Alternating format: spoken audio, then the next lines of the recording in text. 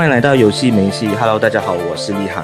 那今天呢，我们有一个特别的题材和特别的一个单元，叫做亚洲电影巡回放映香港的。那这一次就是我们跟 Gsc 合作，那就是来特别专访这一部《残影空间》这部电影。那我们今天有请到的就是 Glenn Chan， 来自新加坡的陈志文导演。Hello 导演好。Hello everybody。那导演今天都会用英文跟我们对话，那我还是会用中文去进行这个访谈。对，那我先大概讲一下《残影空间》这部电影的一个故事大纲嘛。那就是在香港有发生一个所谓很骇人听闻的血案，就是有一个社工呢杀死了家人之后，他又跳楼自杀不遂，然后就是有一个精神法医科医生呢就是为他进行精神鉴定，后来却发现这个法医呢是可以进入对方的潜意识空间的，那就跟警察也就是江浩文饰演的这个警察有一些查案的过程这样子嘛。对，那我想问导演这部电影你主要创作的契机是什么？毕竟它是你第一部电影，然后也是你是一个新加坡人嘛，那为什么会想去到香港进行这次的拍摄这样子？Originally it was supposed to be a Singaporean film. I think from our perspective, this story seems to fit better in Hong Kong. So I think MM2 decided that they want to take this production to Hong Kong to shoot. So that's how it became a Hong Kong film. And I was a little bit overwhelmed being my first feature film. But I think it was a great experience. It's a once-in-a-lifetime experience for me. So I'm more than happy to do it there. 你其实在作为新加坡人嘛，你去到香港拍摄会不会有一些水土不服的问题？还是因为毕竟演员和整个香港的文化会不会跟你的剧本是有所不同的，或者是觉得有跟你的想象有落差这样子？ Yeah, it's definitely different because they speak Cantonese more. I can understand Cantonese, but I'm also not very fluent in Mandarin. So I rely a lot on my assistant director and the producers to tell me the story. I take a while to read the script. So I will listen more than anything else. And I rely a lot on the actors and the people there, the crew, to tell me how lines are being said properly in Hong Kong compared to how we say in Singapore and stuff like that. So they help me a lot. But because I understand Cantonese, I can also understand what they're saying. So that's how we kind of collaborate, which is fun but stressful at the same time. 那其实有什么契机是促使你去创作这一部残影空间这个剧本？因为我刚刚看完的时候，我觉得它是一个蛮新鲜的题材，就是华语电影里面会有，之前可能早年会比较多，那近几年其实是比较少去拍摄这一类所谓有点，我觉得有一点那种潜意识空间，有点像maybe 像 Inception 这种风格。对，所以actually, originally this is not my script. I was actually presented this script to ask if I'm interested in shooting it. The original concept comes from a writer called Chen Kai-xiang or something like that, right? And he developed the concept and he created the script. And then together with Mani from Hong Kong, they co-wrote the thing, and it became 残影空间 as the stage. I came in because I like the story, and I think it's a new genre that I've never tried before. Yes. So that's why I like the story about good versus evil, and I'm also very interested in Carl Jung's theory of the shadow. It's a very interesting subject to deal with. That's why I came on board actually. 那我想问导演，是否之前有没有在因为这一类电影可能对我而言可能是好莱坞电影会拍摄比较多这种方面的，有没有曾经去参考一些好莱坞的电影把他们一些精髓融入你的这一部残影空间里面呢？ Oh yes, I did actually. Because since it's my first genre film, I mean I borrowed a lot of ideas from other Hollywood films. One of the films that I borrowed ideas from is The Cell by Arkham. Also definitely Seven, as you can tell in terms of looks and everything. And also I borrowed from Silent Hill. Yeah, so you can see elements of Silent Hill in there and stuff like that. Yeah, so those are the kind of inspiration I got for this show especially. Yeah.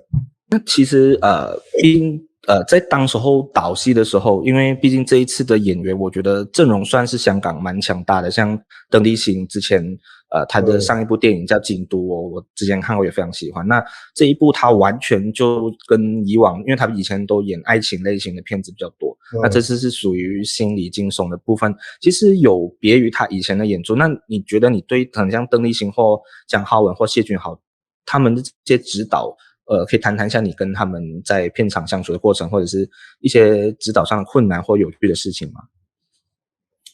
Actually, working with them was very easy because they are so professional and they've done it so many years. They know what they're doing.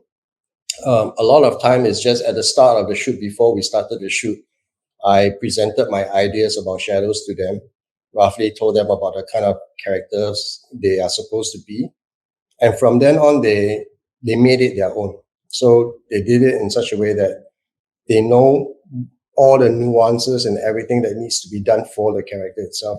For Steffi, I know she hasn't done a horror film before or a thriller film before. Yeah. But when I saw her in the Kung Fu show, I can't remember what it called. There's one show that she did, Empty Hands or something like that, I believe. Yeah.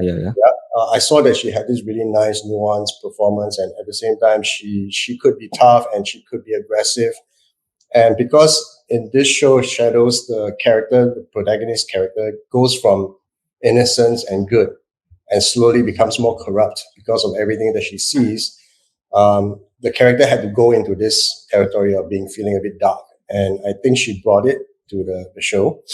She herself said she had nightmares becoming this character and stuff like that. So I appreciate the kind of commitment that they have.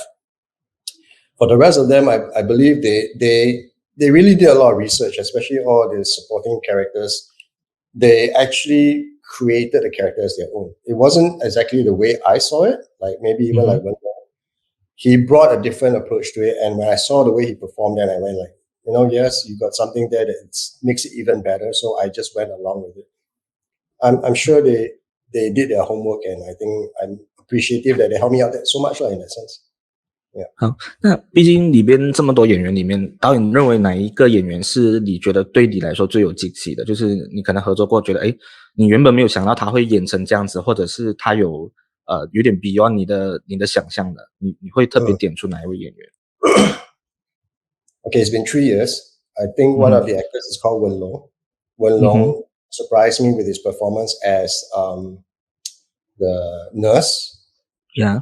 Yeah, so he didn't take it like the typical way a psycho would do it. He converted it to be a more innocent approach that I can actually believe that he means what he says as a character. He wants to save people. So that was a fresh take from him. I think Baby John also did something a bit different. The scene with him taking the kids hostage was also very interesting in his approach. He didn't overplay it, and I think it's really good for that one. Sorry, it's been 3 years, so I can't really remember the film as much. But Steffi was also great. I think Steffi brought a vulnerability to her that makes me sympathize with her. So yeah, I think these are the few actors that I pretty much appreciated.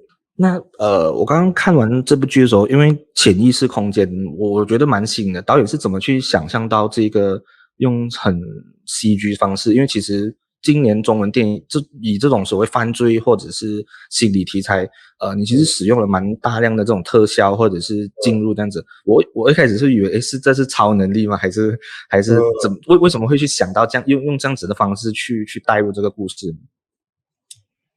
Because I didn't want to make this a superhero movie, because Steffi's character has the ability to go into people's mind. So I didn't want that to be the focus of the film. It becomes very distracting. So I decided to change it into something that makes it feel like it's almost supernatural. It's almost like you can't understand what is going on, but the story still flows. So in order to do that, I had to resort to a lot of camera tricks to create the sensation that you are transforming from one world to another world seamlessly. So as you can tell, in the first few scenes, we did a lot of CGI stuff. But subsequently, when we go into more and more different people's minds, I hardly use CGI because, I mean, there's a budget limit. So I had to resort to an old school way of using camera tricks. So a lot of the transitions were just lights and clever cuts and edits and stuff like that.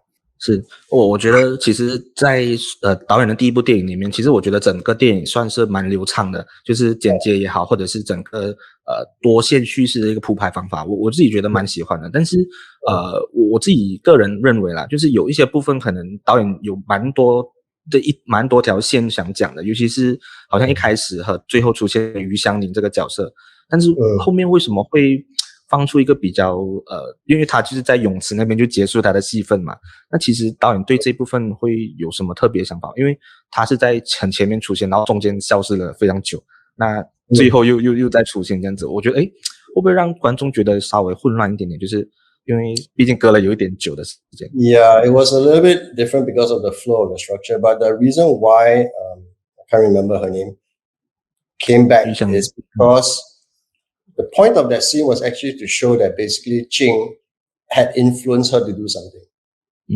So all this while, Jing has been the one that is like trying to find out from all these killers that why they're killing, and they believe that they're not going to kill. You know, they're not naturally evil or whatever it is. But if you remember in the first part of the scene when she's in the bathtub, Jing actually says, do whatever it takes to protect your baby, right? So the idea of her coming back in the end is to surprise Jing in such a way that the character suddenly decides to murder the husband rather than go and report to the police. So indirectly what it's saying is basically, are we born evil to choose that path instead of choosing the normal path? And it becomes a surprise for Jing, and it questions her as a way of saying that, is it all people are actually evil? So it's not really much of a story, but it's more of a wake-up call for Jing in saying that whatever she says plays a part. Is it her influence? Are they born evil? Or is it circumstance that caused it? So that scene is just to create chaos in her so that she starts to believe other things, especially her father. Was the father naturally evil to kill the mother? Because all this while she keeps thinking, maybe my father got a reason for this. Right? So that was the reason for it. But structurally, I think maybe it's a bit different, or we didn't emphasize on the scene long enough. 明白。那导演其实你在电影中其实一直灌输着这个所谓人性本善或本恶的这个mindset 嘛，就是在台词上也有在讨论。那你自己本身你是相信人性本善还是本恶的？ I believe that we have each.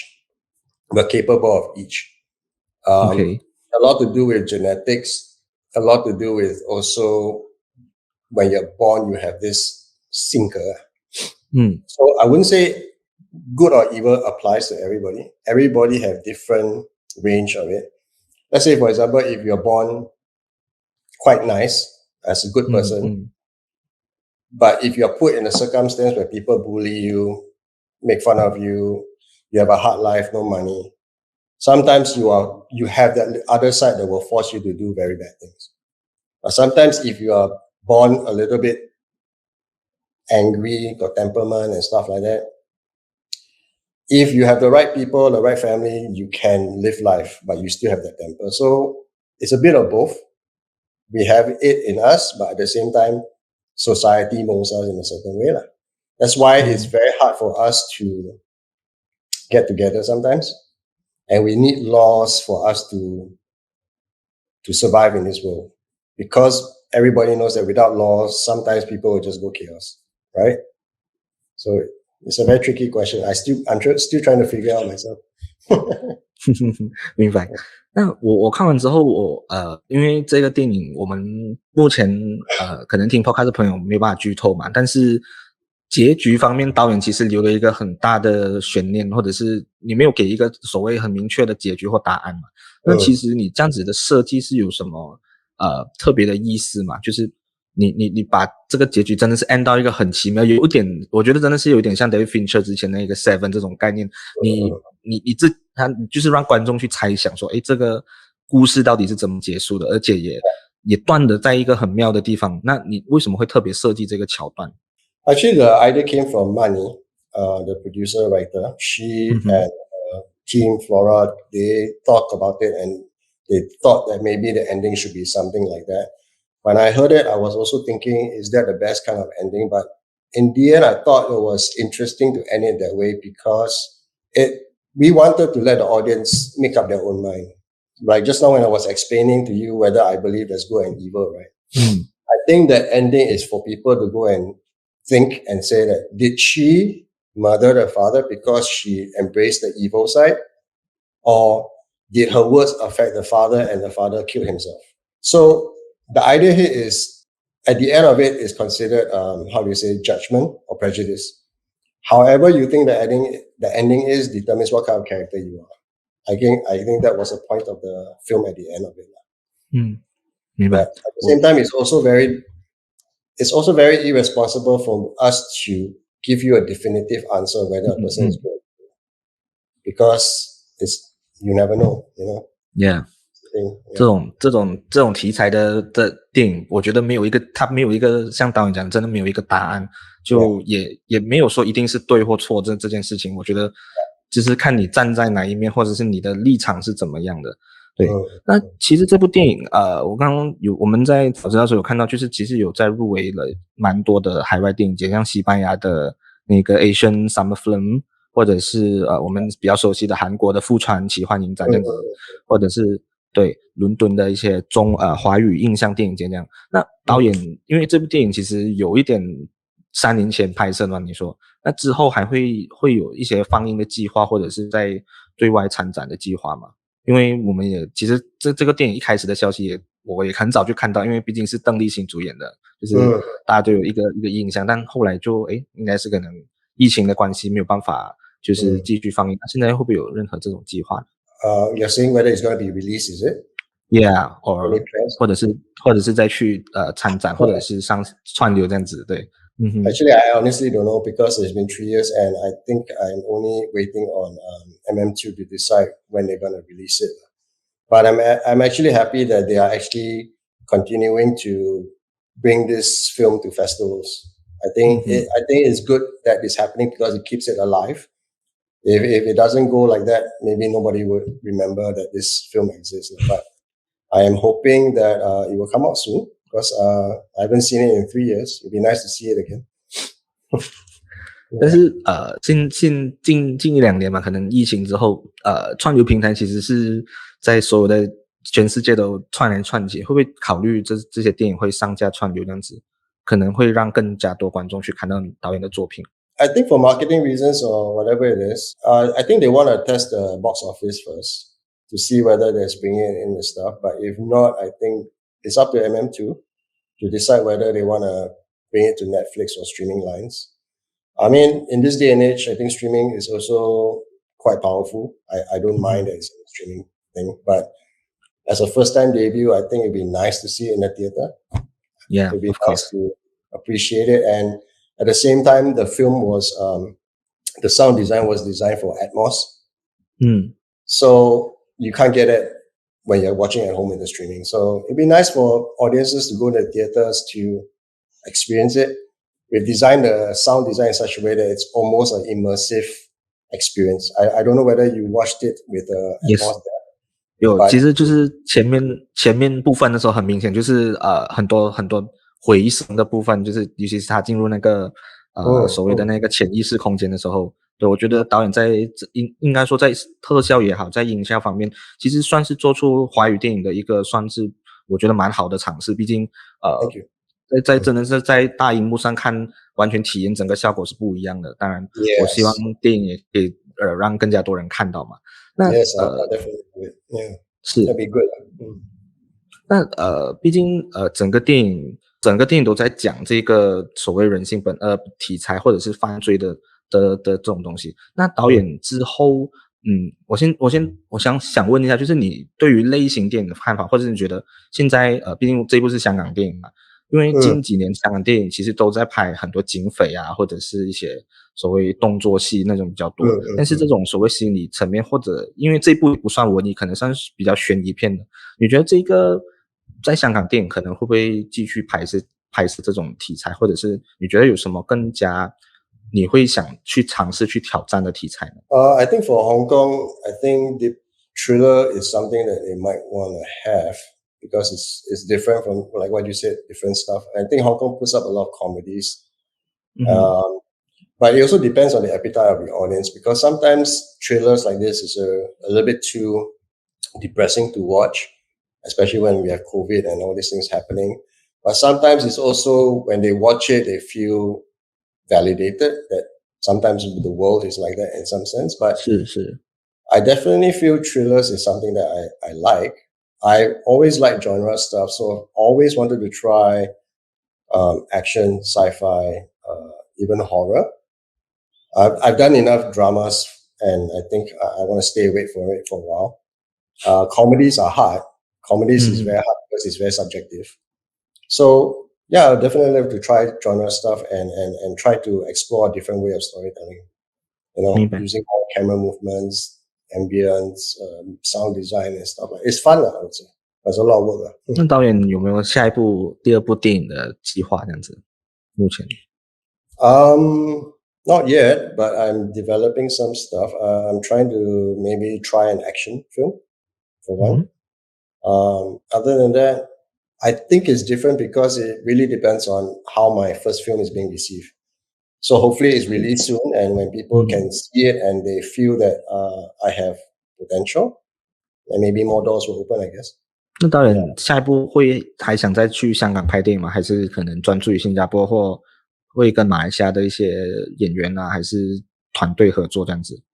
Oh, I definitely want to go back to Hong Kong, but at the same time, I worked with Malaysia before, and of course I'm Singaporean. To me, wherever I work is fine because the people are, as long as the people are great. Malaysia is good to work with as well. They have really a lot of good talents and stuff like that, which I'm more than happy to work with. At the same time, in Hong Kong, it's also a very good opportunity to try something different because the culture is slightly different, which is more interesting. Malaysia and Singapore, the culture is almost similar. So when I went to Hong Kong to shoot, you start seeing things in a very different way. So when I shot there and I brought it back, then I kind of know, what I can pick up from there, what I can learn from there and stuff like that. So, I mean, it's my dream to go to different countries and try and see how they work. Then I learn more, I guess. 那我们今天的采访就差不多到这边了。今天非常谢谢 Glenn 陈志文导演就参与我们这次的专访。